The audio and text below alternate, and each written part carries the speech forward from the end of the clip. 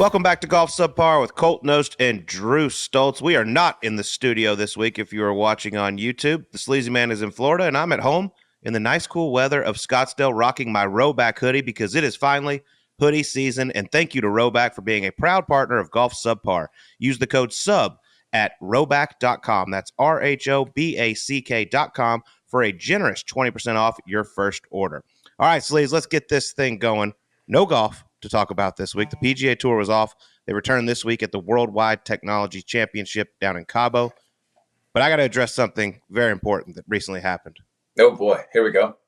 People Magazine recently announced the 2024 sexiest podcast host, and it was the Kelsey brothers. Yeah. Did we finish second? I haven't seen the whole rundown of the list, but they finished first, and I'm not happy about it. Haven't seen the top five. If we're not in the top five, then the People Magazine just lost all credit. Whatever sliver of credibility they had remaining, it's gone. They've become part of the fake news media. Good. Congratulations to the Kelseys. Good to see some good shit happening to those two. I haven't heard much from either. I mean, those two are everywhere right now. We got game shows coming out. We got tons of commercials, and Travis still playing. Jason in the studio. They're tough to miss right now. So good to see them, have something nice happen to them after the $100 million podcast deal. So yeah, and also Jason appeared on game day this past weekend up at Penn State. Went out and tried to do the Pat McAfee kicking contest in his Timbs. Did not go so well. But did you happen to see what happened leading up to that, where there was a fan being rather rude? No. Oh, yeah, with the phone incident. Yes. What's the matter? People are hating on Jason Kelsey for this. I'm like, why do people just think they can say whatever? I mean, that's a grown-ass man you're attacking over there, and he threw your phone down. He's lucky it didn't get way worse than that.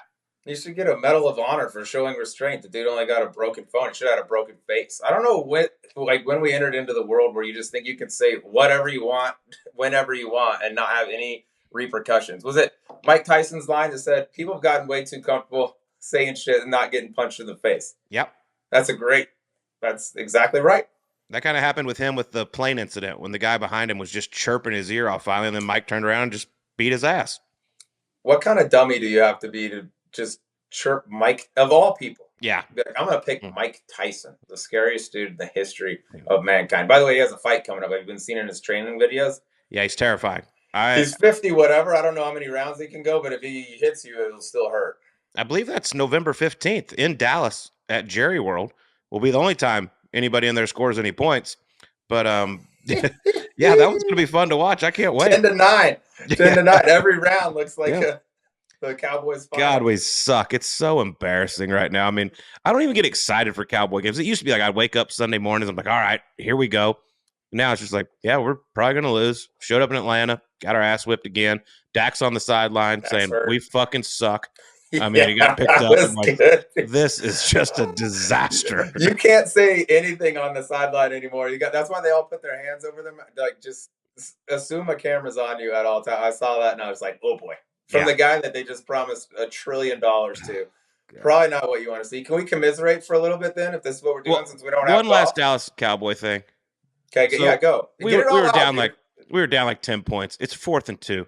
We have a $260 million quarterback, and we got our punter trying to throw a fake punt pass out to the right, and it looked like me trying to throw it. I mean, that thing was wobbling. It was a wounded duck. It was horrendous.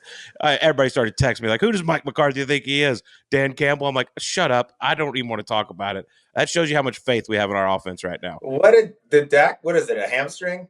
Yeah, I was on the plane during it. All right, but he did it during a throw while he wasn't even running. I don't know, Sleaze. Okay, I'm over it. Hey, if anyone can empathize with you on making a $250 million boo-boo, yeah, you're looking at him. You know what I mean? I'm not saying it's a boo-boo. Our team just sucks. We have no one. You can guess every play they're going to run right out of the gate. Our top 2 defensive players are hurt. Can't stop anybody. It's not just Dak. I'll say that. It's not just him, but $260 million for him feels you should make some shit happen. But yeah, you better go ahead and earn that. Since we're just venting on things that suck, TCU sucks, and it's sad to watch. We're like the Cowboys. No, we're not, because we score a lot of points, but we just say, here, do you want to run it for 12 yards every single time right between the tackles? Go ahead and do it. We're soft. We have no heart. I'm the exact same way. It used to be like I would build my Saturday around like, oh, what time does TCU play? I'm going to be watching. And I'm still watching it, but now it's just more like a hate watch, just a depressing watch. Because I know even if we win, like we won a couple games, like it's just prolonging the inevitable of mediocrity, which we've turned into. And it's tough weekend. Tough. By the way, Broncos got their shit kicked too. Oh, At least SMU won a smoked. big one. SMU won a game. We had something. SMU played awesome. 31-3 at halftime. Went on to finish Pitt off, which was very fun. Got to mess with Larry Fitzgerald and our buddy Tyler Palco a little bit about SMU just running all over Pitt. Awesome to see. They are up to 13 in the country, Sleaze. Ooh, is this just on the outside looking in? Oh, I mean, it's going to come down to you got to beat Miami, I think, in the ACC championship game, right? So we got 3 games left. Let me pull it up for you right here. I know we got Boston. I saw it's Virginia, Boston College. Boston College is next week. And someone else that's not scary. So, yes, Boston College, Virginia, Cal. That's the Fighting Max Homas. Okay, if it comes down to the Max Homas, we're gonna have to. That could be stressful for me between him and Tomasulo. Yeah, there'll be some comments exchanged on that. You see Bryson in the house with the U.S. Open trophy, just getting after it. I mean, he was embraced. He was embraced by his people. Was it a good look or? I only saw the clips. I just saw like the little Twitter of him riding out in the car. I think they had like a convertible he was in with the SMU cheerleaders. He had the trophy. Then I saw him in the stands with it. All the students were going nuts. I don't know if it was a bad look or good. It looked like they loved it. I didn't see it live. I just saw the clips. He's not scared of getting some attention. I'll tell you that. He just recently posted a video of him standing on the side of a street corner holding up some sign about show this to your friend if he 3-putts all the time or something like that. I'm like, what is this guy doing? I mean, hey, free time. It's working. I'll give him that. It is working. Yeah, you can't hate on it. He's the most popular dude in the world. His YouTube page has exploded. He's a major champ again. And he's got a lot of time off, and he's got a lot of money. Shit could be worse, by the way. I could think of worse scenarios to be in. In other enormous golf news, Colt, Scotty Scheffler put his Yukon up for auction, benefiting charity. Did you see this? I did. I don't know if it's closed yet or not, but leading bidder for a good while, Mr. Hello Friends himself, Jim Nantz. Yeah, did you see how it all? So they were down in Houston doing this reception, and obviously Nantz was the host, interviewing Scotty Scheffler, and they were talking about it. And the top bid, I mean, this thing's old. It's got over 300,000 miles on it. The top bid at the time was like 15,000. And Jim just comes in. He's like, you know what? Let's get this going. 50,000. So I don't know if he ended up with it, or if, like you said, the bid's still going. But Nantz just said, let's get this thing out of the dirt and raise some money for charity. Yeah, what kind of guy he is. Yeah, I don't think he even wants the Yukon delivered to his house, probably. I think he just wants to give some money to charity, but could be a nice little collector's piece. I want it to be delivered to his house at Pebble Beach, and at AT&T this year, I would like him to drive it to the TV compound. The thing's old trusty, dude. 200,000 miles on that bad boy. Still ticking. It's wild. American made. Love that. Shout out to Nantz. Yeah. Tuesday, here we go, baby. Dude. Big day. Yeah. Should we get into some politics? Here's my take on politics. Yeah, who'd you vote for? Everyone just leave me the fuck alone. I'm so tired of the texts and the calls. I don't know if it's because Colt, like, Arizona's like a battleground state or what, but the amount of spam phone calls and text messages are bordering on criminal right now. Well, Sleaze, we are filming this on Sunday evening. And so far, just today, I've had at least 10 political texts where it says, at the end, type in stop to opt out. I'm like, God damn it, stop everything. Just leave me alone. And then during football and everything else you watch on TV, every single commercial is a political commercial. I'm like, will y'all just please leave us alone? Go away. Your TV commercial is not going to sway my vote. I just want this thing to be over with. I'm interested to see who wins. I'll be tuned in Tuesday night. It's going to be a juicy Tuesday. Although at Arizona, we take like 2 weeks to figure out who won our state. So we're still in the Stone Ages. Yeah, but I'm interested to see whoever wins. I'm wondering how the loser takes it. I don't think it's going to be that gracious. Just a hey, well played, good game. Just a little handshake line out there. Speaking of all the like, staying on the calls for a minute. Has anyone in the history of voting gotten a phone call that's a recording of somebody talking about a candidate? Be like, you know what? I was going to vote for the other guy, but now after listening to this voice recording, I just swear, you just got me. You flipped me. Like, it seems like so much wasted time and money. Nobody is listening to those things, and nobody is sure as hell not swaying anybody. If anything, I think you could be like, this side calls me too much. I'm going the other way. Well, I don't know which side's calling me because I just don't answer. I don't answer. I answer it and then hang up. I don't even let them go to voicemail. But Tuesday will be Bastards. very interesting. I'm looking forward to seeing what happens. But on some much better news, you and I, Friday night, Arizona Cancer Foundation for Children. We were in the building there. They raised a ton of money for a great organization. And I will say there were some golf items up for bid. And how about we talked about the Ryder Cup prices on here and on our SiriusXM show. There was a package for tickets to the International Pavilion, which is air conditioning. There's bars in there. Includes your food. It doesn't include your booze. But we talked about how crazy the prices are. They sold 2 sets of Ryder Cup tickets to the International Pavilion for every day of the Ryder Cup. $22,000 a pop. $750 feels like a bargain, doesn't it? God damn. I love it. Hey, but it's for the kids. It's for a good cause. That's in the same vein as Jim Nance spending $50,000 on a 2,000-mile Yukon. That's worth $50. I think it was, hey, I want to go to the Ryder Cup, but also I'm looking to help out some kids in need. They do a fantastic job with that event. Shout out to Max Homa. He and his wife Lacey get involved in that deal as well. And it's turned into a monster thing. Cole Swindell performing this year afterwards too. It's a real event. No, it was awesome. Always fun to be there.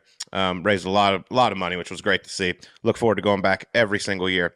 All right, let's get to our guests this week because this one's a different one for us, and it is a lot of fun because you and I, we like to fire. We like Las Vegas, and nobody does it better than this man right here, Jeff Ma, who is now the Chief Digital Officer for Troon Golf, but lived a rather interesting life. He was the head of the MIT blackjack team back in the day. Here's Jeff Ma on Golf Subpar. All right, if you are a man or woman who enjoys making a wager, you're going to find today extremely fascinating. Joining us today, we have the basis for the main character in the book, Bringing Down the House, the movie 21, of the MIT blackjack team, now Chief Digital Officer for Troon Golf, man, does it all. Jeff Ma in the house. Jeff, how are you? I'm great. Thanks for having me. This is going to be fun. Yeah, a little gambling. Coming from 2 terrible gamblers, this is right up our alley. This is way more exciting than talking to Gary Woodland about golf. And what's going on in that wonderful brain. Not even close. But the Troon Golf, you're a golfer yourself. Yeah. Got picked up the game, got more serious about it during COVID. How did you find your way from what you were doing prior to this, which is also very interesting, to now with Troon Golf? Yeah, so right around when COVID started, I realized like I just had my second kid. No one was doing anything socially, and I was like, I got to do something. So I was like, I want to try to get better at golf. I'd been someone that had played for many years, but I only played 2 or 3 rounds a year, and it was mostly as a vehicle to go drink with my buddies. And so I was like, I want to get better at golf. And so I started playing and practicing. I started taking lessons, and I got from like a 22 down to a 14. And then when COVID ended, during COVID, I was working at Microsoft, and when COVID ended, I was like looking for something new to do because like there was a lot happening in the world, and like golf seemed like a really interesting opportunity because there just seemed like a lot of parallels between what I had worked in the hospitality industry for a little while, like helping hotels price their rooms. And I was like, it's kind of similar to golf, where golf needs to be better at pricing their rounds or better at like understanding how to run their business. And so I saw a ton of parallels. And so I looked for an opportunity. I also knew with like 2 young kids, there was no way I was going to start another company. So I wanted to join a company with some kind of scale. And Troon has like this unique position in golf where they, have relationships and manage up, around 850 golf courses. So right away you have distribution, right away you have customers. And like I started talking to Tim Shantz and some of the TPG guys that own Troon, and really started, kind of like convincing them that I could help them by building out technology for them that would help them better connect to golfers and really help golfers play more golf and enjoy more golf. So it just became a natural thing. We need to be a part of that. Then we could play 850 member guests a year. Yes. Yeah. They're going to be hard to spread them out. But they have multiple member guest events, I'm sure. Let's see how many we can play. Public. Yeah, you're going to have to spread them out. 1 a week is all we ask. How's your game now that you're going to play? So that's like kind of what I want to get to a single digit so I get invited to member guests. That's kind of like my goal, because I heard you guys say this on the podcast the other, it's member guest season. Yeah. And I want to be part of that, right? Like I want to be able to play member guests. So that's kind of my goal. But unfortunately with this Troon job, which you think would cause me to play more golf, I actually play less golf because I'm unfortunately working, which is a tough thing to have to do. I think your sweet spot in the member guest world would be with like a really good player, someone like a plus handicap. They love guys when on your team with 14 pops. Are you trying to sell ourselves right now? You know what I mean? So if you're belong to any club, I'd more than be I'm more than willing to come play. I'm high variance. I'm dangerous. But if you right? could just chip in a few, like that's where I think that's the sweet spot. The sweet spot for you. Yeah. Well, all right. I like it. I'm gonna put that on my. Don't get too much. Maybe get to a single digit, but still claim like a 12. Yeah, there you go. That's the real sweet spot. Well, you obviously love to play. You also like to make a couple wagers on some golf. Your podcast is a gambling golf podcast. Yes, it's called Bet the Process. I do it with Rufus Peabody. Rufus is probably the #1 golf bettor in the world. Is that his real name? Rufus Peabody. That is a sick name. Yeah, That's perfect, isn't it? Yeah. We He's a made like wizard. shirts for our podcast that says Rufus is a dog's name because that's Rufus is a dog's name. So yeah. So y'all break down pretty much every professional event? Yeah, we do golf around the majors usually. We do like right now we're doing a lot around the NFL. So we've been doing a lot with some of the new. It's a cross section between analytics and sports betting. So it's pretty like nerdy. Like we get into like the data and things like that. But we have people on like Kevin Clark. I don't know if you know him from ESPN, and we have we've had a bunch of analytics guys on. One guy that was actually like amazing at. He actually models like tails, so like outcomes, like very low probability outcomes that might be higher probability than you believe, which is a really good way to beat same game parlays. So same game parlays are something that like This is different than I do it. the same game parlays are like they are the reason that all these sports books are doing well right now, because typically the hold or the advantage that they have over the average bettor is so high. But this guy actually knows how to model these things. He writes this like newsletter, and he was talking about how he thinks that like this week he was saying before the game that Jameis Winston will get the ball downfield, and the Ravens have struggled with people that throw the ball downfield. And he was basically saying like take a shot on the. He was basically saying Browns? Same game parlay, Jameis Winston overs, and the Browns money line. So probably And make like some money everyone there. was on the Ravens on that because James. Jeff, that'd have been helpful a few days ago. Yeah. Well. Yeah. You know how we do it? We look at it and be like, oh, that team fucking sucks. And then we bet the other one. That's good way to do it, my too. And I've hit breakdown. 8 in a row on our show. Yeah. There you go. Maybe you just don't know how much time I actually do spend. I need to see your models. Maybe me and Rufus exchange some text. I'd like to see His your model models. is in his mind. Yeah. It's like a computer in his mind. It's a lot. Like how much time we all spend, or for him, since if he's breaking down a game, like actually like leading into the weekend, is it hours upon hours upon hours, or is it just? Yeah, I mean, he spends. It's his full time job. Yeah. Right. Like these guys that we have on, it's their full time jobs. That's what they do. They spend all the time building models, looking at data, improving models, breaking games down. Is it hard for you guys being that like, all right, Rufus is the best golf game. Let's just use that for instance. Is it hard getting bets down? Well, casinos can they identify these guys are too good? It is hard getting bets down. Like there's a lot of like these people like have a network of people to get down money for them because they can't get it down themselves, and like that's a lot of what the professional bettors are lamenting about like the legalized gambling in the US is that all these sports books are banning them if they win, right? They don't want winners to come in there, and so it is tough. Like part of the game is figuring out how to get down quietly. Yeah. I'm curious about the golf, because I think golf's just so fascinating because you have 144 guys out there and anyone can win at any time. You have no idea what's going to go on out there for the most part with weather, bad breaks all here and there. And like to break it down for a guy like that who's not out there every week seeing what's going on in person. Like you don't know if Scotty Scheffler tweaked his neck before he went out there and teed off on Saturday. Or maybe you do. Maybe that's why you're great. Well, I think injuries are what we call like information asymmetry, meaning like something or that the rest of the world doesn't know. I think that's a tough thing to do. You need like insiders, like you guys probably know this kind of stuff better. There was a story of I won't say who it is, someone we know who was playing with a famous golfer and saw that golfer just in his head shanking and kind of told us like, hey, this guy's not playing particularly well. And so, that matters. That's like a little sleeve of it. And the rest of it's just data. It's tough because sports betting, there's no real regulations around the concept of like insider trading or anything like that. Like what information is fair, like that's, I think that is like a general worry of sports betting. Like if you have like a trainer of a professional team knowing what's going on and passing information out. And I think that's something that like leagues need to be very, very wary of. But yeah, injury information is huge. And like, you're not even talking like just even some of the stuff they're playing around with now in college. Like these college kids are injured and no one knows about it. No one talks about it. So. Do you think sports gambling is just going to continue to go up and up and up? Yeah, I do. And there's too much money at stake. And, we don't even have like Texas or California legalized yet. So when those do, that's going to be a huge opportunity for these sports books to grow. It's about the oldest industry in the world, pretty much, gambling. Yeah, I mean, and the thing is, a lot of the regulations still kind of suck. The taxes are big, so there's not a lot of innovation. But eventually, like a lot of these companies are going to like fail, and so probably there'll be other companies that come in, and they'll probably have to lower the barrier to entry for these guys to come in. So I think there's going to be growth. I think there's going to be some consolidation though, because a lot of these small companies are going to fail. So you're going to consolidate. You're going to have like 2 or 3 big books, FanDuel, DraftKings, whatever. But I do think there'll be room for some challenger brands to come out eventually, hopefully, like that do things differently. Like there's companies that are doing exchanges. So they're not like you're betting against the book, you're betting against someone else.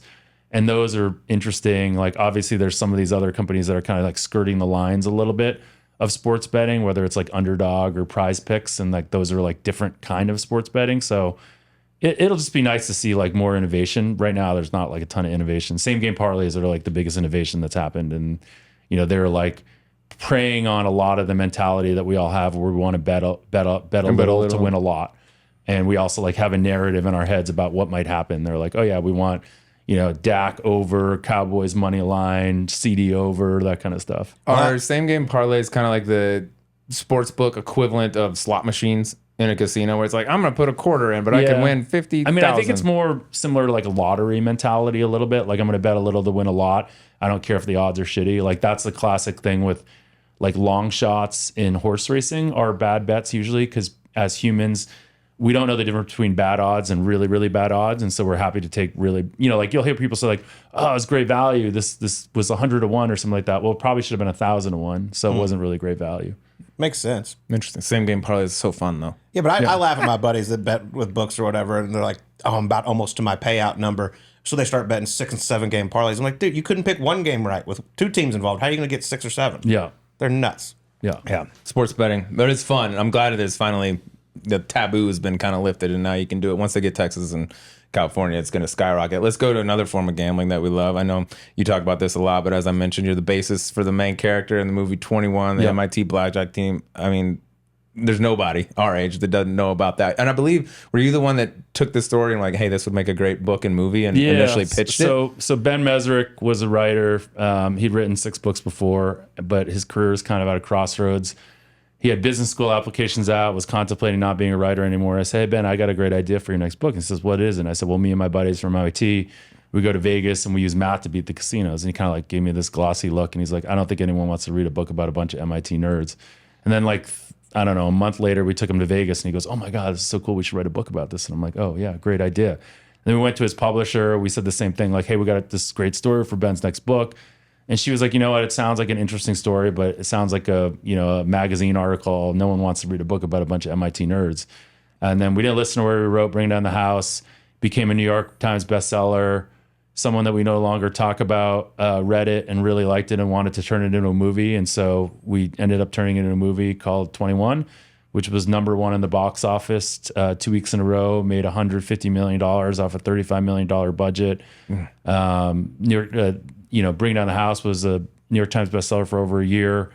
And then Ben went on to write The Accidental Billionaires, which got turned into The Social Network, and which won an Oscar. So Ben won an Oscar, but like I basically made Ben who he is today. So that's right. Ben, give him an Oscar. Yeah, come on, I have an Oscar theoretically. Honorary. Honorary. So let me ask you this, because I have read the book and I actually rewatched the movie again yesterday, just before Oh, thank this. you. Did you see my beautiful scene Yes, in there? I did. Yeah, You're a great dealer, by the way. Jeffrey. Thanks.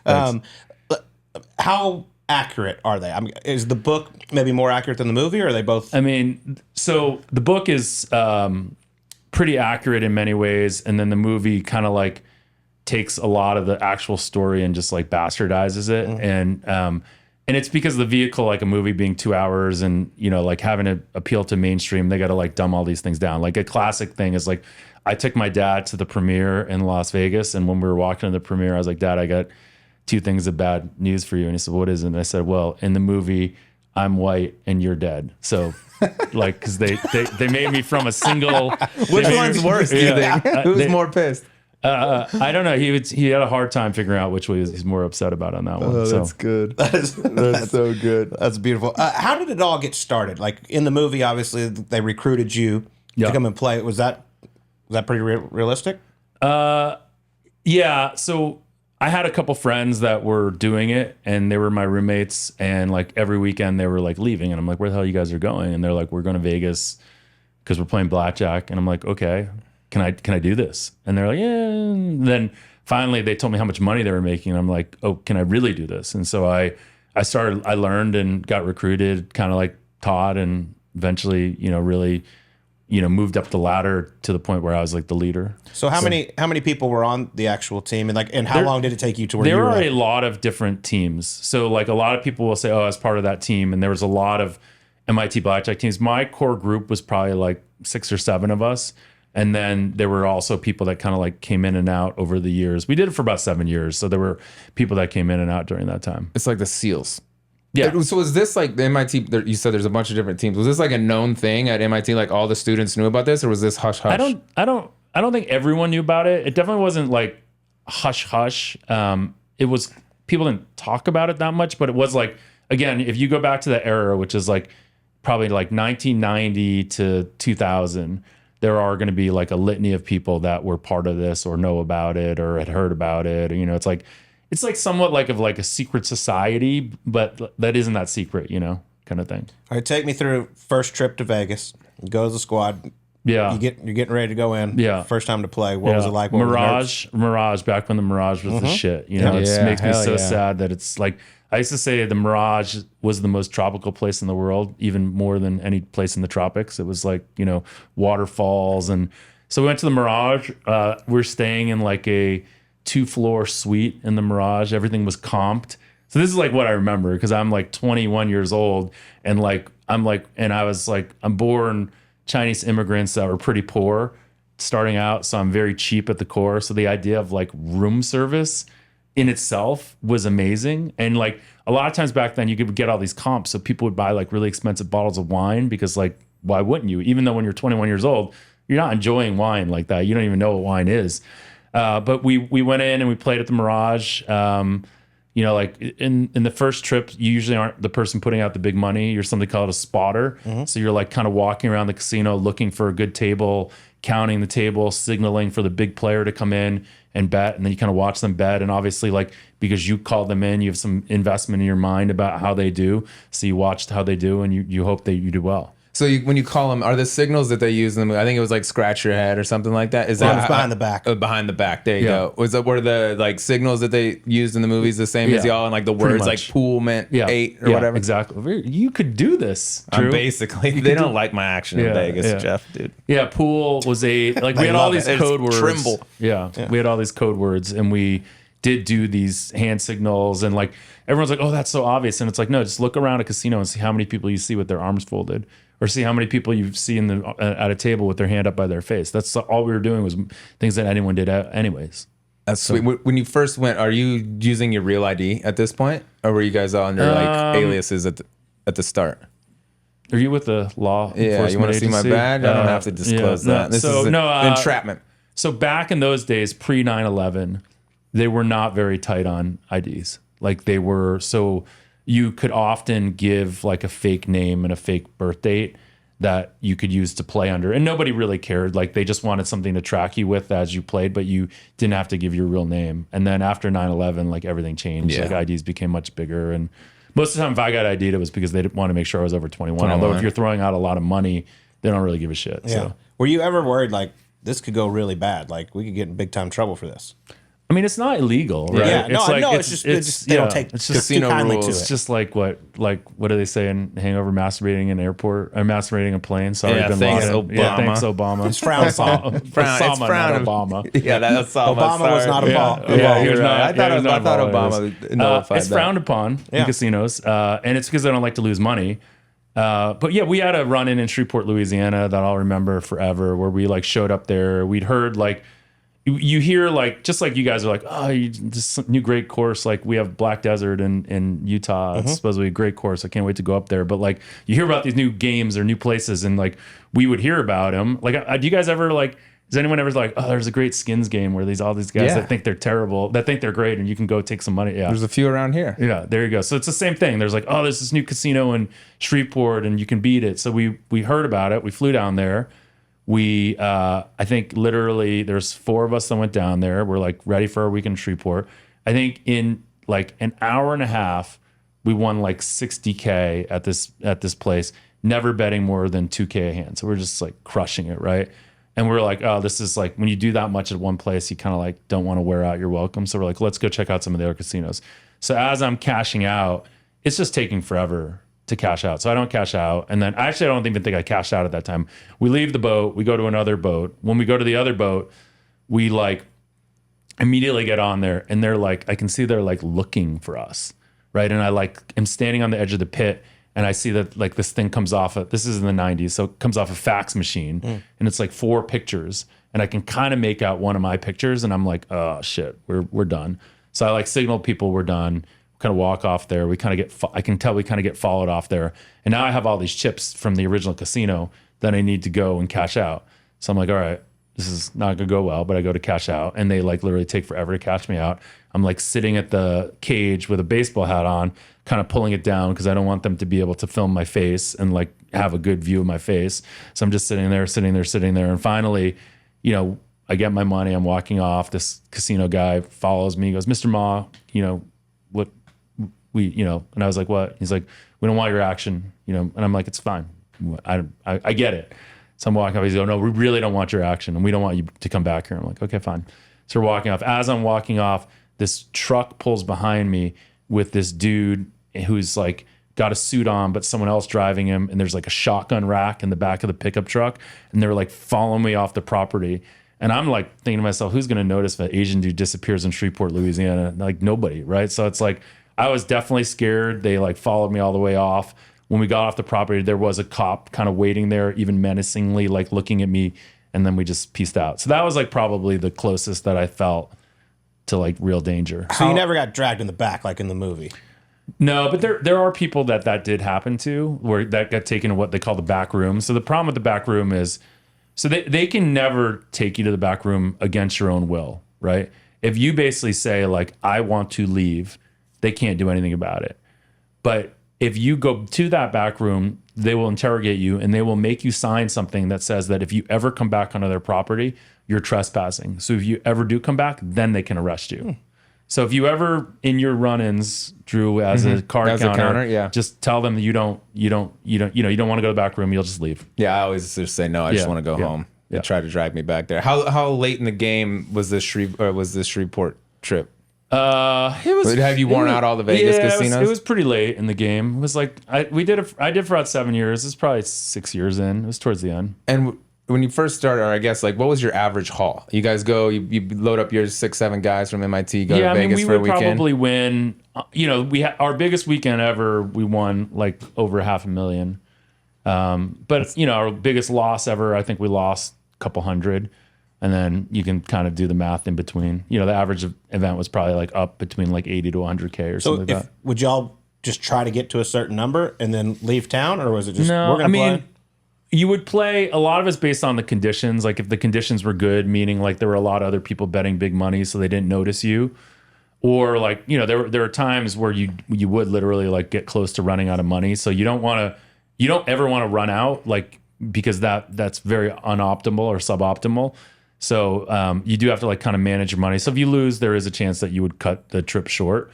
But if you're up, you would probably keep playing as long as the conditions were good, because you want to like go for the jugular. Yeah. Is it feasible for this to be done in today's day and age, or with the facial recognition stuff and all that, like limit it after a couple trips? It is. It's feasible, but I don't think your shelf life is very long in this day and age. I think they just catch you pretty quick and ban you. Like, can you go into any? Are you allowed? I play craps, and then I'll play blackjack every once in a while at a casino if like someone that's like kind of famous wants me to go play. Like Simeon Rice wanted me to go play with him, so I went and play blackjack with Simeon Rice because like that's a great story to play blackjack with Simeon Rice. And they let you? I was only betting like $100. So Okay. it's not like I don't think they even know at that point. They're not even like looking for me. And it was at a casino that I've never really played blackjack at. So it was fine. I was just up with a bunch of casino people, and we were talking about this whole thing. And I mean, even if you lose right now, and they think you're counting, like they'll cut you off. Yeah, they would cut me off really quickly. Like the places that they know me well, like Wynn or Cosmopolitan or something like that, they would cut me off really quickly. But I know a bunch of idiots that lose a lot of money, and they think they're counting, and even they've been cut off. Yeah. I'm like, he's down a couple 100,000. Why wouldn't you let him just keep playing? a great customer. They are like similar to like sports betting a little bit. They're like overly worried about losing to people they consider to be sharp. Like there's a lot of people that sports bet that are not sharp at all that they say are sharp based on a couple plays they make. You know, like if someone's copying something I bet or something Rufus bets or something like that, you know, they could get labeled as sharp even though they're not. Yeah, did anyone just ever tell you like, oh my God, the guy that comes in and bets the big money after that gets hot, where people, I mean, you don't even have to know that you're counting, just like this dude's hot. Yeah, I mean, not really, because like what's funny about blackjack is everyone has their own system. Everyone has their own, like people think they like to win in blackjack, but they actually just like to be like right. You know, like there's so many times people will say like, oh, you shouldn't take that card, and be like, no, trust me, I should take that card. I know what I'm doing, right?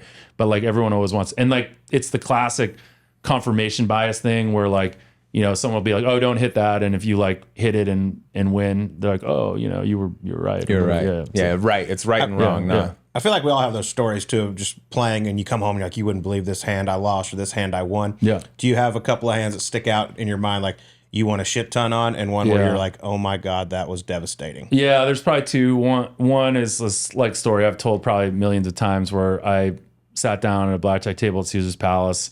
It was like my first year playing, and the math called for me to bet two hands of $10,000.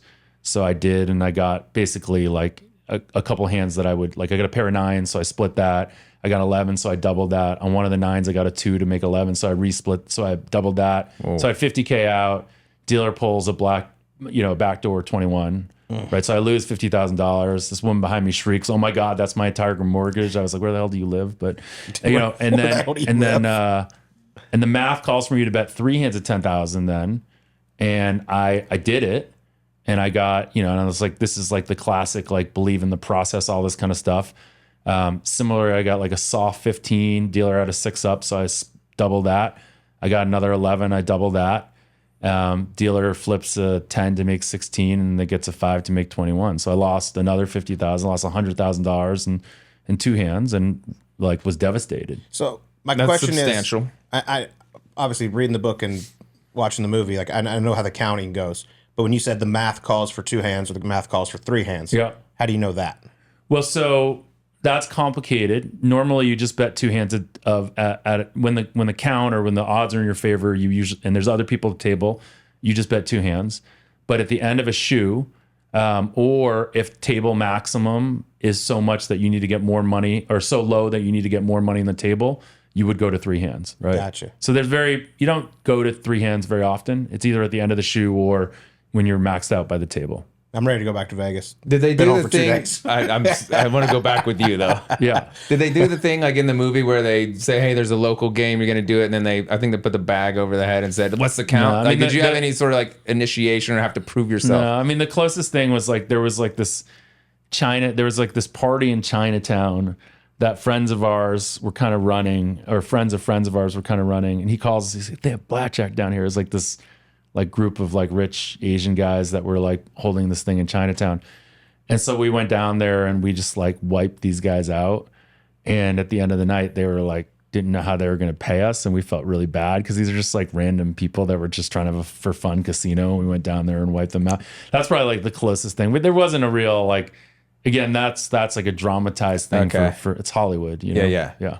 The guy that played Choi in the movie, Yes. what was he like in real life? Because in the movie, he is incredible. Yeah, he's gotten a pretty good. He's had he was in like Disturbia. I don't know if you remember the movie with Shia LaBeouf. Yeah, I know what you're talking about. Yeah, he's a good guy. He's funny. I mean, See it's like his like, character. I mean, taking all the free shit that they Yeah. give you at hotels Yeah. and everything, Yeah. and just his vibe was funny. I mean, if we redid it, we'd get Jimmy O Yang to play that. Yeah. Like, I think he'd be perfect. We want to redo the whole movie now with all Asian actors now that it's like okay to be Asian in Hollywood. So now we can do that.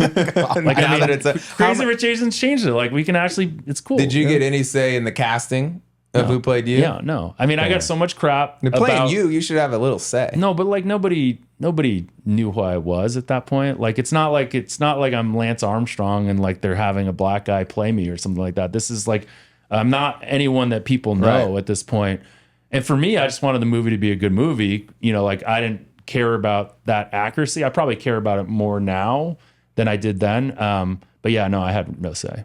I feel like it feels more authentic. It would have felt more authentic if the dude was Asian. You know what I mean? Yeah, but I mean, like, you know, not to get like all political, but like back in those days, like it wasn't like male Asian lead wasn't going to carry a #1 movie in the United States, right? That's just the reality. And like, again, I think that's changed. Like, but like at that time, that was a reality. We're ready now. Run that thing back. Exactly. That's what like, yeah, we have like people in mind that might be able to do this. Like it'd be good. Can I be a dealer?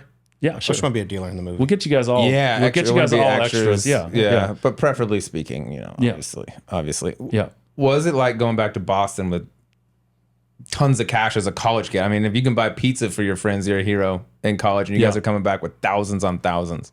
Yeah. You know, we were pretty frugal with the money when we went back to Boston. Although I guess over time, like the first thing I ever bought that was like really expensive for myself was like a watch, you know, and but you know, like it's weird, and you guys probably know this from the people that you know that are gamblers. The way you live as a gambler, where your bankroll is like your kind of like your personal wealth.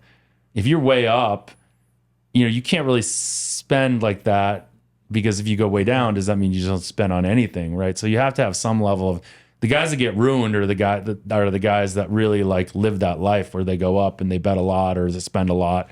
You know, they buy like good bottles of wine, all that kind of stuff, and go crazy. So I think as kids, we tried not to do that. Did you really get robbed? Well done. Did I really get robbed? No, that was made up. I was mad at that professor. Good. Yeah, he didn't. Yeah, no. what an I mean, we asshole. did have like a weird falling out with that professor. The real character is a guy named John Chang, and it was kind of shitty how he was portrayed in the movie, because he's a really good guy and he was like a really good mentor to us. But there was a time, like ultimately, where we as a group decided we didn't need like senior leadership anymore, and so we kind of like moved out on our own. And he was kind of like, "You still need me." But that was real, like the ringleader. There was a guy. Yeah, that was real. But again, like he wasn't a bad person or Right. character. Like it was just time for us to move on, and that was all. Got you. Do you play poker? I feel like the skill set you have with like counting's different, Yeah, but like memorizing and math. I feel I'm not are a you huge poker guy? Like I've played some. I mean, I know you guys know like a lot of the poker players.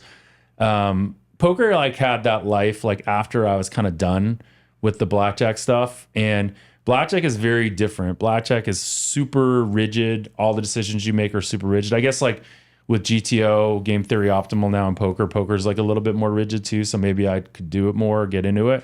But one of the problems that I always had with poker is that like if I played a friendly game with people, I'd feel shitty beating them, right? Because like I've used to wagering lots of money, and you know, then if I would lose to these guys, I'd be annoyed, so I'd want to win, right? So it's like there's like a no-win situation. At what age did you know, like, okay, my mind is pretty ridiculous? It works a little different than a lot of people's. You know, I don't. My dad is really smart, and so I like got a lot of like analytical, and you know, from my dad. I don't know. I always was interested in like risk. Like I played poker. I went to a boarding school, so I went away to school when I was 13, and we used to play poker every Saturday night there. So I started playing poker with my friends at, you know, age 13. I always have liked risk. I have like the gambling gene in me. So Like, How old were you when you knew you were a genius? I'm still waiting to You're find. you're Still waiting to get just, there. Just hang on for it. yeah, I don't think like, honestly, like I went to MIT, I'm like reasonable at math, but I think like the genius moniker is probably a little bit overplayed in terms of like, that's not how I think like what I'm most proud of is the wide range of things I've done in my life, you know? And I think like this Troon thing is like this perfect example of that, right? It's like, I've done all these things and now I've been able to like come to a place like Troon and try to build out, you know, a business for them. In like, I'm proud of like what we're accomplishing there, and I'm proud of like being able to do this in a like everyone wants to work in golf, right? Like, and I'm getting to work in golf. That's great. Like that's everyone's dream, right? Is it hard replacing something that I gotta imagine like the rush going to casino, especially at that age, and being like, we're gonna win and we're gonna win a lot of money. That's got to be hard to replicate in the corporate world. What I miss most about those days is like the camaraderie. It's like it's like the flying to Vegas with 5 of your buddies and knowing you're gonna kick the teeth out of the casinos. Like that's what I loved, and I miss that, right? And like that's one of the reasons I think I like to do startups. Because when you do startups, you like form a team and you like have a goal and you really try to go after things. That's one. I mean, like my favorite way to play golf is to play like best ball, like two man, 2-on-2 best ball. Like that's to me the perfect way to play golf. Like I love playing with a teammate and like, it's like that part of it is what I love. You mentioned the startups. How many have you been involved in? I've been involved in 4 that I've kind of like started. There's another one that I didn't start that I was involved in, but yeah, 4. And then you worked at Microsoft. Yes. For a good stretch. I was as an well. executive. No, I was there 2.5 years. Okay. I was at Microsoft. I was at Twitter. I did a short stint in the hospitality business. I actually started in the late 90s a golf instructional company. We had 7 of the top 15 golf instructors signed up to do exclusive content for us. So it was like Jim McClain, Hank Haney, Chuck Cook, Jimmy Ballard, all these guys. And, it was way ahead of its time because in the late 90s, video was super expensive on the internet and no one was paying for subscriptions and like content was not something people would pay. Like it was just terrible timing, but it was a really good idea. Like we had 30-second to 90-minute videos on 90-second videos on things like, how to get out of a fried egg lie or something like that. Yeah, so and you would subscribe. Yeah, like today's day and age, like that's all on YouTube. That's the whole model. Yeah. Subscription. Yeah. Nice. Going back to Vegas another time. After one of the big nights you win and everything, what was like one of the wildest nights out you had? One of the wildest nights. I mean, like my wild nights are more now the Vegas I do now as a grown up, where we're actually going to clubs. Like the sad part of it is that we just didn't party that much because we were like very focused on winning. We weren't really allowed to drink.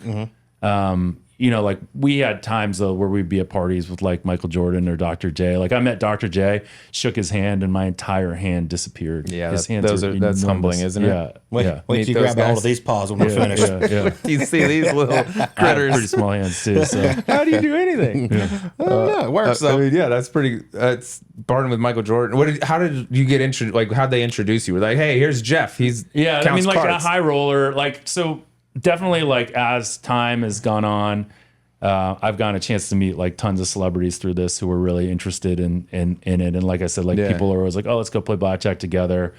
Like back, I played blackjack at the MGM back with like Robert Ory, and like Robert Ory had like his rings on, and he was like, rub. I was like, hey, can you rub this ring for good luck and all this kind of shit, and like.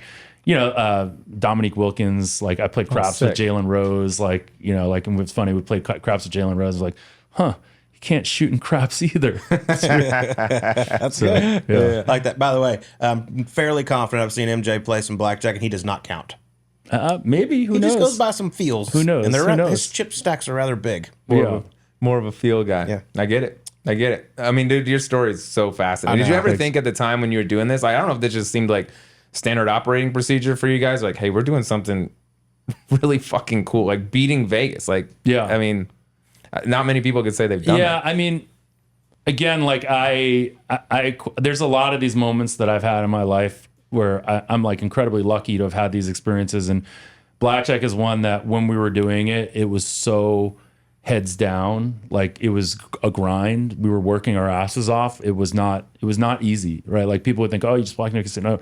No, you're grinding. You have a small edge over the casino. You got to play lots of hands to win. So it was a grind, but I do reflect on it. And that's like one of the reasons I wanted the book to be written in the movie. Like it was almost like this really happened kind of thing. Like, so it was like, it was definitely something that like I reflect back on now and I'm like, wow, that was a pretty amazing time. What were the sessions like? So you say you fly out on Friday, like how long are we playing? You sleeping it all weekend, or is it just go, go, go? Yeah, what's funny is like we would time our play based on when we knew there'd either be lots of action or people that weren't really like very good in the casino, meaning like the workers were not like people that were actively, like the executives were not looking for card counters.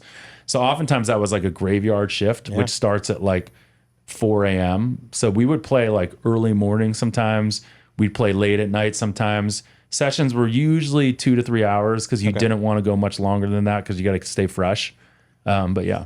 Yeah, because I mean, it's just like you said, It's like focused work. all It's the like time. work. It probably It is, it's glamorizes work. it in the movie, but like, dude, getting It's ready, work. being good enough to even go there and do it and attempt it, getting a bankroll, I mean, people staying would come on disciplined trips and not and- like being like, oh, fuck it, I'll just bet more on this one. Yeah, people would go on trips and they would like fail their test, so they wouldn't even get to play, right? Because they were you had to pass this test to like every time you were going to play just to make sure your skills were still sharp.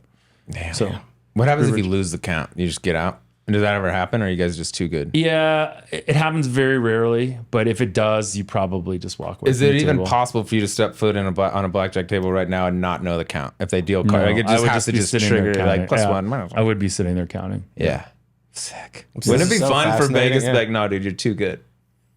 Yeah, it has not happened. No, They're just like, would you like another drink and continue being an Can idiot? I get you a room? The same thing happens in sports betting. I'm telling you, like that Yeah. the idea that people tell you you're too good, it's not fun. It sucks. So you're just like, this like revenue source that I had is now gone. I'll tell you this. I have a buddy, you know him very well, big time sports gambler. The same thing you're talking about. It's hard to get money down. Yeah. He called me. He's like, hey, dude, do you have an account on this sports book? I want to play some bets through you. I'm going to transfer you a Bitcoin. All this shit that I didn't know. I was like, yeah, Yeah. dude, let's go. 1 week, golf bets, Right. 5 of them. Yeah. The next week, we put X amount of dollars on it. The next week, we go to fire it again. They cap it at 200. Yeah. And he's like, damn. He's like, I should have thrown in like a few non-sharp plays basically in the Yeah. lineup last time, so it wasn't so obvious. But it took one. I was blown away. Yeah. I was like 1 week out. I believe it. Yeah, I believe crazy. Good friend, of you, a guy you know. And I Yeah. was like, dude, this sucks because he's gonna give me a little clip of it. But I was also like, this is kind of cool. Like You just lost the source of income. we're too good. Yeah, there's a lot of that opportunities like that. People are always looking for opportunities to get down, and now with legalization, there's more places to get down. But those legal sports books are really paranoid, and they really Yeah, I they gotta wanna think. they get rid of people very quickly. All right, let's get to the E9. Here, Do we it. can have a little fun with this. It's probably gonna be some more gambling talk if I was guessing. Which This way is do you? sweet, though. I'll let you I start. love all Oh, this dude, I'm shit. fascinated by all this. Well, we asked two here. One of mine's kind of coming, so we'll just do. You get to trade lives with one person. You get to live in their shoes for a day. Oh, it's only for a day, huh? You want to stretch? Well, so I know you asked this question. I thought a lot about it, and I feel like a lot of the answers that people get are kind of lame. Okay, They're like, yeah. Michael Jordan, like whatever. Yep. Mine is my dad. And the reason it's my dad is because my dad, like, he is, brought us here. So the story of my dad, he literally came over on a boat from China and took a bus from Seattle to South Bend, Indiana, where he was going to do a master's at Notre Dame in chemical engineering. So he had never been in the United States before. This is what he does. He has like $50 to his name. He bought 2 hot dogs on that trip to eat, but was so nervous about it that he couldn't eat either hot dogs. So he didn't eat anything the whole trip. And he's like, but he built this life for like me and my sisters and my family. And it's incredible. And the reason I want to live a day in his life is I want him to have like enjoyment, because he really hasn't gotten to enjoy. Like he's, not doing great now. He's older. My mom passed away, had a stroke when she was 70 and then passed away when she was 80. And like, he had to caregive for, like, my dad never has had a chance to really enjoy himself. So one day I just want to be him so I can go get like wasted and just have a Just friggin' cut great loose? time. Yeah, just have a really Let great him time. have a day? And I'm sure he feels like he had a great life. Like I'm not saying like my dad lives with like regret, but I would love to be able to live a day with to show my dad how fun life can be. Did he have any idea all this was going on while it was happening? No, I mean, yes and no. Like he kind of knew. Like my mom kind of like made jokes. She's like, "Do you have a tree in your backyard that you shake to make money?" And like, they would like find like weird receipts or things like that occasionally. But when the book came out, I actually handed him a copy of the book, and I said, "Dad, I know you've heard a little bit about this blackjack stuff and whatever. This is the whole story, but keep in mind it's a book. Anything you don't like was probably just made up." So Right. Yeah. Anything you don't Give him like a little- was give him a little out. creative liberties. that's You awesome. might be the only guy we're not huge readers. Yeah. Get that out there. Might be the last book I I've read. read the book. I have too. And he's read the book. That's This a may never classic. happen again unless it's Dr. Seuss. Hey, if it's about gambling though, I'll read it. My brother I'm gave it to me. fascinated. He's like, read this. And I read it. I was like, oh my God. And then the movie came. I was Yeah. like, Actually, yes, this is That's sick. a classic book. That is the book. Like people say that to me all the time. That's the only book I've ever read, or that's the last book I read. I read the Billy Walters book, so Yeah. shocked. Okay, They have so there you something go. in common. You have a problem. I just love the life lots of of gamblers. problems. I think Yeah. it's fascinating. I don't want to be one, but it was. We didn't talk about, you've done some work for the San Francisco 49ers, Portland Trailblazers. Yeah. Did you ever get an apology from the Portland Trailblazers for when they took Greg Oden, even though you told them they should take Kevin Durant? No, have never gotten an apology, and I wouldn't really say like when you talk about these things, and like I think Kevin Pritchard, who was the GM at the time, does not like me talking about it being that clear that I said don't take him. But we had a model. Our model said take Durant. That was what they paid us for, was this model, and they chose Oden because Oden was a big guy that was injured during his 1 year in college, had to shoot left-handed, all that kind of stuff. And, I don't know if you guys have heard Greg Oden stories, but there is some pretty good Greg Oden stories. What kind of stories? I mean, I know he never played. I remember him coming out of Supposedly he State. liked to drink something called Patrenacy. Patron. Is that Patron and Hennessy? Wow. How'd you figure that out? I guess. Yeah. Yeah. You guys know Shane Battier. He's a member of Pine golfer? Valley. You know that, right? He's a Golfer? Just got into Pine Valley. He told us the story, and then we were at a dinner together, and then we decided it'd be a good idea to try to recreate that. We went to a club and we ordered a bottle of Patron and a bottle of Hennessy, mixed them together. And what do you think the result was? A terrible That's hangover. Terrible. Death. It's disgusting. Yeah. Yeah. It's not like oh, magically this would be. No, it's terrible. By the way, Portland Trailblazers, I mean, they don't have the greatest track record drafting players. They shouldn't be. I mean, Yeah, I mean, again, like they took Brandon Roy. Like the numbers again on him were that he was going to be sick. hurt. His injuries. He was going just to be hurt. Like, good. but that everyone thought that Yeah. he was. They thought that there was a real big injury risk. So well, the way I tell the story is you told them to take Kevin Durant and they didn't. Sounds like you did. that's how I've told the story too. So let's be honest. That's the best part. yeah. Yeah. All right, my next one, you've kind of covered. He asked you like your worst beat. You went through the hands of the Yeah. 50,000. So give me, if you have one now that you're into sports gambling, if you have a bad beat and outside of I'll- blackjack that stands out. I mean, you guys see that Hail Mary that happened this Last recently? week, the Commanders. Yeah. Yeah. I had the second half under in that game.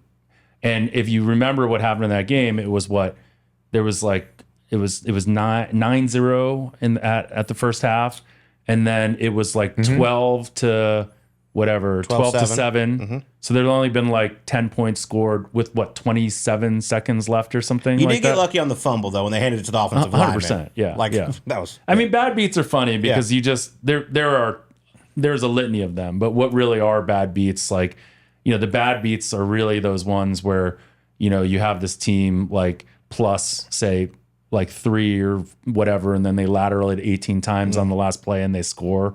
Like someone fumbles and scores. That's like a bad beat. But- Pitchy woo woo. Yeah, Scott Van Pelt that calls it. happens. yeah, It's I terrifying. used to bet on the Celtics to win win the finals every year, and finally it worked out. So there you go. But like there were some bad beats there. I felt like with the Celtics. In golf, just quick sidebar. When you guys are betting like tournament winners? Are you betting head to heads? Are you betting top 20s? Yeah, all of them, or all the above? All of them. Yeah. Okay. Yeah, I might have had some bad beats on Ludwig this year. Where he looked like pretty good and then not so good. I'd keep gonna say firing him though. Yeah. Yeah. I think he's got a decent. He's got a he's pretty chance. special. He's got a chance in this Yeah. game. Slightly a bright Do you future. do you think he should slow down a little bit? Like I feel like that day, love like it. that he like was so fast that day, like he got like frustrated and like Which day are we talking about? At the the Masters? Scottish where it was the Scottish where McIntyre got that ridiculous relief. Oh yeah. And yeah. then like Ludwig went on to bogey that par 5 where he Gotcha. basically was like, he was in reasonable position on that hole, and then he chunked a anyways. I'm not going to question anything that guy does because he's so gonna good. be a And by the way, winning I'm machine. never going to tell a professional golfer to slow down. Yeah. They're so If damn that's slow. your rhythm, you just Yeah. go. He's Have you gonna had be a, special. a golfer over time that's just like been like a good luck charm for you, a moneymaker for you? I mean Xander. Yeah. Xander recently, it's been good.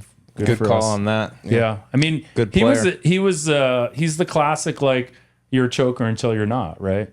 And like he actually like we'd done some analysis. This is like fourth rounds were not bad. It's just other people had outplayed him, and so He's taken some tough beats, like in terms of guys just going off. yeah. Like he didn't lose it. He shoots 68, some guys shoot 64. We It's got like, into what do this you whole want? argument in the trailer at the PGA Championship with the CBS guys. They were talking about how he can't finish, and I had the same information you did about the fourth round. I'm like, guys, the guys that beat him average like 66 on Sunday. Yeah. Like they just go out and shoot great rounds. Sometimes you can't. Sometimes you just get beat. yeah, Yeah. but he's proved now that Yeah. He's so good. It's a He's joke. going. and he's Yeah. cool as shit, which is what I like. we did this thing on our podcast, well, actually with Rufus, where we did a draft of every, like a draft of all the golfers. Like, I don't know, like each person took like 8 golfers. And if your golfer wins a major in the next 5 years, the other 2 people have to pay you $500.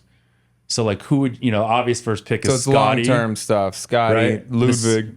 But then it's like when we did the draft, which was about a little over a year ago, my next pick was Rahm at that point. But now that looks like now the second next pick is probably Xander, but then Ludwig, and like it's a pretty. You guys should do that at some point with someone. I like that. pretty It's like fun. a longer term. It's 8 just like years? you just 5 years. So 5 5 years. years going forward.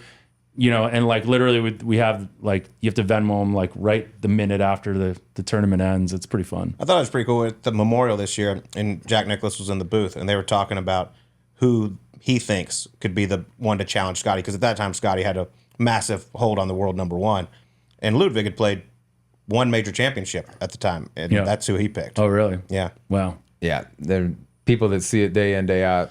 Just like, it's different. Yeah. And he's young. Shit, he just started. Yeah. I remember walking with him. He had just turned pro as Detroit, and he was playing with Fowler on Saturday. And I mean, this is the first time most people had seen him play. And Ricky's coming up one of the holes. He's like, yeah, this kid's got it. I mean, it's just, it's perfect. Everything he does. Well, there's also this theory on some of these Scandinavian guys that don't get to play year round, that they have more opportunity for, they didn't play year round growing up, right? Mm-hmm. So they have more opportunity to get better now that they're playing year round, obviously, and they've been playing. Yeah, they've year-round, never so- had all the opportunity basically to get as good as they possibly can. Yeah, so there's more trajectory. Yeah, for there's them. more upward And mobility. we just raved about the guy for 15 minutes. Now he'll probably do nothing. I'll take that back. I'll take the other side if you want. All right, you answered another one of mine, which was the scariest moment, Shreveport. So I'll give you this one. As we talked about casting in the movie, you get to go back in time. You're playing yourself. You get to pick your love interest. Who would you like to share a screen with? Wow, Yeah. that's God. I wanted to prep for this. No, this life comes at you fast. Yeah. I mean, the name that comes to my mind is Kate Beckinsale. Like Kate Beckinsale. Classy. Yeah, classy pick there. I like beautiful. that. Yeah. I feel like she'd be good on the Yeah. tables too. Yeah. Get away with I mean, a lot. Kate Bosworth was pretty damn good as Yeah. as Awesome. a love interest. Oh, So yeah. yeah. I mean, I can't complain with that casting, right? No, that was good casting, but I was just, if you were playing yourself, I was curious. Who do you want? Yeah. Beckinsale's a good pick. Beckinsale, yeah. You looked great in front of the fountains, or everything looked great out there. All right. Next one. Best thing you ever got comped. Ooh. I'll tell you the funniest thing. Yes. One of my buddies was so like kind of cheap that the MGM Grand had opened these like movie theaters right next door, and he asked the casino host if they would comp him movie theater tickets. And the Are guy you was kidding like, me? This the is a guy big was- ask. I'm gonna have to run this up the guy ladder. was like, I've never really had this request, but if you keep the receipt, I'm sure we can comp you. Yeah, it's actually free, dude. You just go over there. I don't know. Like there are so many things. Like I think like the suites, like I never got like a private jet. I think if they sent a jet to get me, that would have been among the best things. The suites that you would get were insane. Obviously you get amazing comp dinners and wine, thing like that. I mean, we would, for a long time, we went to every boxing match, right? And this was Oh, during the sweet. big Tyson comeback kind of thing. So we were there. I was there for both Holyfield fights. When he bit his ear off? You I were was there for the original? The big, Oh, yeah. shit, yeah. Yeah. Both that was an Holyfields. eerie moment. That was, yeah, I can that'd be still remember terrifying. watching that, like where I Yeah. was. I was in like elementary school. Yeah, that was like that was when the shooting happened too. Tupac, I think, wasn't that when Yeah. Tupac got shot in Vegas, or Biggie, or one of them? I mean, like, Tupac. yeah. And then there was they had to shut the MGM because the shooting caused a riot, and like they tipped over a table. This is this whole story. This actually happened that when the movie, they tipped over a table at the MGM Grand, a craps table, and everyone grabbed chips, and so they changed out their $1,000 chips, which we had a shit ton of. Wow. And so we had to basically find ways to get those cashed out when we didn't have ID and things like that. And, you know, we had like hundreds of thousands of dollars in MGM chips. I forgot about that, like the tipping over that. I was like, I don't know what you do in that scenario. How do you prove like, hey, I actually won these. I didn't just jack these off the floor. We had to do a lot. Damn. To do them. That's cool. I got to come up with, was the best fight you saw in Vegas Tyson Holyfield, or what? Give me some other ones. Best event you've attended. Yeah, I think Tyson Holyfield, you know, Foreman Moore was pretty good, just because Moore was like this little guy that was like kind of like, and then all of a sudden Foreman just hit him once and knocked him down, and it was over. And that was like a moment. But I saw like Sugar Shane Mosley back in the day. I saw a bunch of his fights. You know, I wasn't really around for like Mayweather, but like you were pre-Floyd. Yeah, I would think. people didn't really like, Roy honestly, Jones maybe a little. I saw some Roy Jones, but like people don't care about anyone but the heavyweights. The heavyweights are like the ones. That's why like boxing, there's no like heavyweights were the You thing. were in the sweet spot. I mean, It was Tyson fighting, that was in that era. Yeah. Boxing was pretty good. Nowadays, like if a fight needs to be made, it's like 4 years down the road. No, they the make fight it. No one cares weekends anymore. were the best. Like you would walk into Vegas, you'd walk into the fights, there'd be people lined up. You know, you'd feel like a celebrity because you're walking in this fight, and like we would always have like 4th, 5th row seats. Like we always had great seats, and so it was a feeling like I'm a baller. It felt good. That's one of my like bucket list thing. I haven't done. I want to see like a big fight. We'll go Vegas. together. We'll go Done. to let's do that. Then Let's we'll go do count, make $1 trillion. Yeah, we'll have see a how much whole money night. we can make. See how long it takes them to back you off. Done. Yeah, perfect. All right, last one for me. You played Jeffrey in the movie, the dealer. Mm-hmm. How many takes did it take for you to nail your scene? So a lot. I mean, it really Take is. me like, through this process. It's like a very. I joke about this because that scene, like I'm always like, oh, you guys, no one ever remembers that scene. So like, I always have to tell people like, go back and watch it. It's about 59 minutes and 3 seconds. So like this scene, right, is like, it's like you show, like first of all, I show up and I have to like wardrobe. Like I got like a dressing room and I like put my like outfit named Dealer Jeffrey. And like, it's a big deal that I like look down and they spelled Jeffrey wrong. So I go up to the director. I'm like, hey, they spelled my name wrong. Can we get a new name tag? You know, nobody will notice. No, dude. Nobody cares. And I'm like, okay, this is where I fit in the overall hierarchy of actors. And so I sit there and I'm like, you know, he's like, can you do this? Can you say this? Can you say that? And he's like, literally like gave up, like having me say. That's why most of my lines are off air. Like they don't show my face when I say something. So it took 3 days to film that scene. The whole scene took 3 days. I was there for 3 days. Well, that's filming where all hell breaks loose too, right? Yeah, there's a lot into that. And honestly, Jeffrey, like my brother from another mother. And making a movie is one of the slowest, most boring things. Like people talk about this all the time, but it is. Like these scenes take forever to shoot. It's like hours and hours of shit for 30 seconds of actual movie time. Yeah. Yeah. what a fascinating life you've lived. I know. Yeah. It's so sick, man. We really appreciate you. I sitting got down one with more. us. Oh, because I need to know this because you're the only guy that's smart enough that we'll ever have on this to believe you. Give me your thoughts on AI, machine learning. Are the robots going to take over the world? Maybe. I mean, eventually. I mean, I think AI is really big. I think like the ability of robots to do things that humans can do, like driving, right? Like everyone's like, oh yeah, like why would robots are going to make a mistake. You ever watched a human drive? Some of these like, dudes while I get in they're Ubers texting? with, I'm like, what am I doing? Yeah. So like there's a lot of things computers can do better than humans. And we're going to see that more and more. So Interesting. But we're not in Fascinating. danger. what's that? Are we in danger? Are they going to take us No, over? we're not in danger. Okay. Yeah. I don't I think you need can to promise know. that we're not. I mean, you never Yeah. know. There's this thing coming up in a few days. What's that? November 5th. I don't know. Could be a little interesting time around here. Okay. There see you what go. happens. I think that's going to be an interesting day. Yeah. I'm going to go play golf that day. Yeah. That's Jeff, a good call. you're a stud. Yes. Your life is extremely thanks for fascinating. joining We me. thank you. I'm sure you've gone over this story a million times, Yeah. but our listeners, ourselves, Yeah. this is fun for us. Can It's I cool. talk about one thing we're doing at Troon? that I'd love Absolutely, to do? yeah, dude. So we actually just launched this thing called the Troon Access Program. It's a subscription program. And the idea of it is to create a community of golfers that are out there. You get discounts at Troon courses, which is great. So like we have some great courses around here, like Troon North and Auction Southern Dunes, all this kind of stuff. So you get discounts, 15% discount to play there. You get access to the last minute inventory. But what we really want to do also is create this concept called Troon Access Elite, which creates a community of really good golfers playing against each other where you can find your crew. If you're not lucky enough to play at Whisper Rock or get some of these great places where you can find your great golfers to play with, we want to allow you to find people to play with. We're going to get like great tee times at places like True North and whatnot for you to go and play against other players. So people should check it out. It's troon.com/access. I like that. Love it. I like that a lot. Best of luck to you. I'm sure you'll be successful in everything that you do, but we appreciate your time, my man. All right, that was awesome. Good stuff. Thanks brother. Yep. Yep. Appreciate it.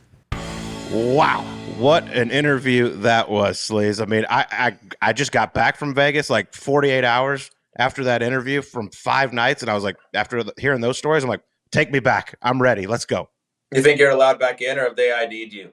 I think I'll be okay. They'll welcome back. Which table would you like? You suck at gambling. Please, for the love of God, come back to our casino. You're terrible. It would be fun to be asked to leave. I think a casino like, hey, you're too good for us here. Never had quite that experience before, but his life, man, what an unbelievable ride. Like, he's obviously incredibly smart. Will be successful at anything he does. Has been successful at everything he's does since the MIT days. But like, I think, Colt, we found maybe the one book that both you and I have read. Post elementary school. I read that book right when it came out. I was like, oh my God, this is awesome. Then the movie comes. I mean, everybody our age watched that thing, immediately wanted to learn to count cards, immediately wanted to go to Vegas and do it all. And he actually, he lived the thing. It's a pretty, we do a lot of golf interviews and they're fun and we get to know a lot of the guys, but like these ones are, I find very fascinating because it's something, it's a world that very few people have ever existed in. Yeah, I couldn't put the book down. I mean, I remember, I was like, I don't remember how long ago. It was 12, 13 years ago probably, but I was obsessed. And I mean, I've always loved going to Las Vegas, loved gambling, but to sit down and hear those stories and how wild it was so cool. And also the Portland Trailblazers, maybe listen to the man, Jeff Ma, because Kevin Durant turned out he's pretty good at basketball. Greg Oden didn't quite pan Tough out break. the way. Yes, that was a bit of a miss there. Not the only miss in the history of the NBA, but that one hurt. Your franchise could have had Michael Jordan and Kevin Durant, and you ended up with Sam Bowie and Greg Oden. Yeah. Could have gone either way. It's just tough. Oh, God. Send that franchise to Seattle. They deserve a franchise. Oh, my God. That's incredible. All right. Well, thanks to Jeff Ma for joining us, and make sure you go check out everything they're doing over there at Troon. That new card they have is going to be awesome. Hopefully going to do something with them someday. Maybe get you all a little bit of a discount if we can. But let's get to some picks this week. Sleaze, I finally lost. The heater is over. I rode Jameis Winston. He basically talked me into picking him. I mean, he was so motivating, and then the Browns just got absolutely their ass whipped by the Chargers. Wasn't his best showing for Jameis, but let's not hop off the bandwagon just yet. We need him back, and we need him starting for the remainder of the year. More importantly, we need press conferences and lead-ups to the game. That's what we need out of Jameis. This won't deter him. He will be back. Colt staying true to form.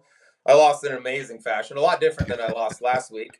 If you recall, I had Duke catching 21 at Miami. Okay?